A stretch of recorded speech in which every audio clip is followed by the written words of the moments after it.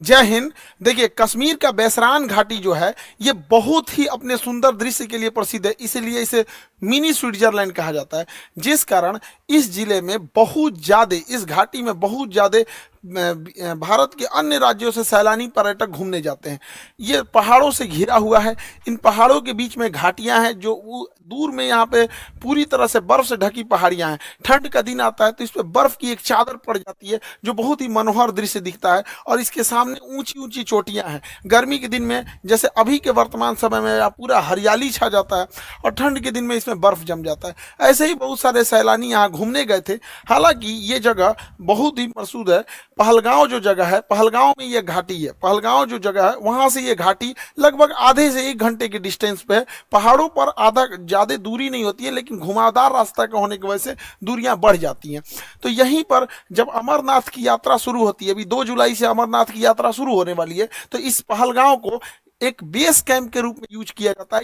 जो श्रद्धालु हैं वो श्रद्धालु वहीं है जो बेस कैंप के रूप में रुकते हैं, ताकि बाबा अमरनाथ की दर्शन कर सके। यहीं पर बहुत सारे इस बार पर्यटक रुके हुए थे। सब पहलगांव से थोड़ी दूरी पर है। पहलगांव से ये आपका बैसरैन घाटी ये बहुत ही प्रसिद्ध है, लेकिन इसी पे कुछ आतंकवादी आए और उनको मार दिए सब, और इतने निर्मम तरीके से हत्या किए सब। इन आतंकवादियों ने, पाकिस्तान के जन्माए इन आतंकवादियों ने भारत पर हमला किया, क्योंकि इनके बाप की औकात नहीं है कि भारतीय सेना के पास आके लड़ सके। तुम्हारे अब्बा जो थे ना, 93,000 फौज हारे थे, साले तुम्हारे बाप भी उसमें शामिल होंगे। 1971 पूछना अपने बाप से जाके। यहाँ पे इन लोगों ने निहत्थे लोगों पे मारा। ये दिखाता है कि कितने कायर पैदा होते हैं सब। हमारे यहाँ तो कहा जाता है माँ का दूध पियो तो सामने से आके लड़ो। तुम्हारे ही कहते हैं यहाँ पे एक निहत्था, कोई किसी की शादी हुई है, कुछ दिन पहले हुई है, वहां पर जाके मार दिया। एक जिम्मेदारी लिया है रेसिस्टेंस फंड। बताइए इनके बच्चे का क्या गुनाह था? बताइए, इनका बच्चा अच्छा मार्क्स लाया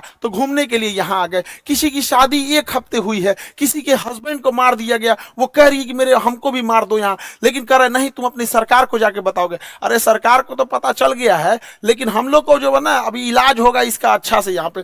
बताइए इस महिला के साथ इसके बच्चे को मार दिया गया। जब इंडियन आर्मी पहुंची तो फौज के ड्रेस में आतंकवादी थे सब। ये महिला समझ नहीं पाई, फौज को देख के रोने लगी। इनको लगा कि ये भी कहीं आतंकवादी तो नहीं है, तो उन लोगों ने बताया कि हम इंडियन आर्मी से आपकी मदद करने के लिए आए हैं। अरे कायर हो, एक तो तुम निहत्थे पे हमला करते हो, उसके बाद से तुम इंडियन आर्मी का ड्रेस पहन लेते हो। यही ना तुम लोग की कायरपन है। खैर पड़ोसी की औलाद हो लोग साले, तुम लोग की तो इतनी औकात नहीं जो इंडियन आर्मी से लड़ सको। लड़े तो थे एक बार, यही हुआ था। हालांकि हम लोगों ने अभी ऑपरेशन टिक्का प्रारंभ किया है, रेस्क्यू ऑपरेशन चल रहा है, कुछ आतंकवादी मार दिए भी गए हैं, अभी आगे भी कार्रवाई चल रही है। लेकिन इससे क्या होने वाला? अभी मोदी जी सऊदी अरब के दौरे पे थे, तब तक ये घटना हुई, तो सऊदी अरब के दौरे को बीच में ही कैंसिल करके आए और एक सर्वदलीय मीटिंग भी बुला रहे हैं, जिसपे कि पूरी तरह से निर्णय लिया जाएगा कि इसका क्या फाइनल इलाज किया जाएगा। लेकिन इस चीज को समझिए कि इसके पीछे हाथ किसका किसका हो सकता है। पाकिस्तानी ये कायर है। ये पाकिस्तान वालों पहले सुनो, ये तुम्हारा सेनापति है, सबसे बड़ा चोर आदमी है। लंदन में इसकी बहुत बड़ी प्रॉपर्टी है।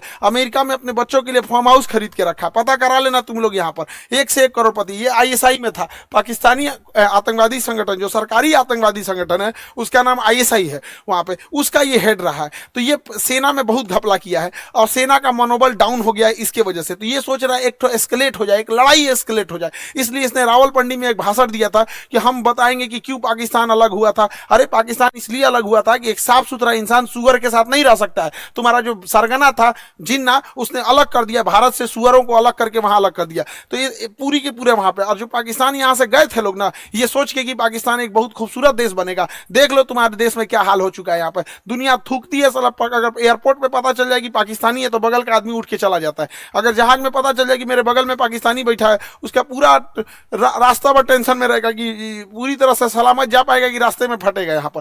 तो ये चाहता है कि अपनी सेना में थोड़ा सा मनोबल बढ़ाने के लिए युद्ध हो जाए। दूसरा, पाकिस्तान में इसने क्या किया, इमरान खान को गिरफ्तार करा दिया। इमरान खान पहले क्रिकेटर थे, पूरी दुनिया घूमे थे, पाकिस्तान के अन्य प्रधानमंत्रियों की तुलना में ज्यादा सोच समझ रखने वाला था, तो इसको जेल में भेजवा दिया, मेरे चचवा को। अभी यहाँ पे गृह युद्ध हो गया। तो आसिम मुनीर का यही सोचना है कि अगर भारत से थोड़ी बड़ी भी लड़ाई हो जाती है तो सेना ये अपना बन बजा लेगा कि देखो हम हैं तो पाकिस्तान को बचा के रखे हुए, वैसे भी पाकिस्तान मरे करेगा, बकरी की अम्मा कब तक खैर मनाएगी। या दूसरा एक और चीज है क्या है कि इंडिया चाइना और अमेरिका के बीच में जो ट्रेड वार हुआ है, तो चाइना के ऊपर 245% लगा दिया गया है टेरिफ, जिस वजह से बहुत सारे व्यापारी अब इंडिया की ओर मूव करेंगे। तो चाइना की भी चाल है, वो पाकिस्तान के थ्रू भारत में हमला करा रहा है ताकि बड़े व्यापारी इंडिया में इस मौके को ना देख सके, क्योंकि जो बहुत बड़े व्यापारी होते हैं ना, जो करोड़ों करोड़ में डील करते हैं, 200 करोड़ 400 करोड़, तो वो देखते हैं किस देश में शांति है। इसलिए देखिएगा, सिंगापुर देखिए, दुबई देखिए, कोरिया देखिए, जापान देखिए, यहाँ हमेशा शांति रहता है, तो वैसे ही देखते हैं। तो चाइना को लगता है कि इसका फायदा कहीं इंडिया ना उठा ले, इसलिए जानबूझ के चाइना पाकिस्तान को उकसा रहा है। और देखिए, जब कोई इंसान भिखमंगा हो जाता है, पूरी तरह कंगाल हो जाता है, अपनी इज्जत खत्म हो जाती है, तो दूसरे को डुबाने में लग जाता है। यही काम पाकिस्तान कर रहा है। ये आतंकवादी आए और वहां पर्यटकों के ऊपर गोली चलाने लगे। आतंकवादियों के मंसूबे को समझिए, गोली मारे हैं उनके मंसूबा को समझिए। गोली मारने के बाद महिला को कहती है कि हमें भी मार दो, तो कहता है कि नहीं, तुम्हें नहीं मारेंगे, तुम जाके अपनी सरकार को बताना। मतलब इन्हें पता है कि ये सरकार को बात बताया जाएगा। दूसरी बात, जाति धर्म पूछा गया, हिंदू हो कि नहीं, कलमा पढ़ो। और उसके बाद कोई लोग कह रहे हैं कि आतंकवादी का धर्म नहीं होता है। कलमा कौन धर्म का आदमी पढ़ाता है जी? हाँ, इतनों में आंख नहीं खुल रहा है। यहाँ पे एकदम शर्म लिहाज घोल के पी गए हैं, किसी के सामने निहत्थे को मार दिए हैं। इससे कश्मीर में जो सबसे बड़ी समस्या आएगी, हम लोगों को जब धारा 370 हटा था तो 5 साल लग गए ये चीजों को नॉर्मल पटरी पे लाते हुए। उसको 5 मिनट में सब रौंद के चला गया। सब कौन पर्यटक वहां जाएगा? पर्यटक जिनके पास ज्यादा पैसे होते हैं वही लोग। गरीब आदमी का मतलब पर्यटन मतलब कौन सी होता है? ननिहाल चल जाता है, पर्यटन मतलब हो गया नानी के घर घूम लिया, हो गया पर्यटन हो गया है। लेकिन ये लोग जो जा रहे थे भारत के अन्य हिस्सों से, अभी उन पे क्या बीतेगी? पूरा मनोबल तोड़ के रख दिया। ये सब अपने मंसूबे में कामयाब हो रहे हैं। इससे क्या होगा बताइए? पहलगांव में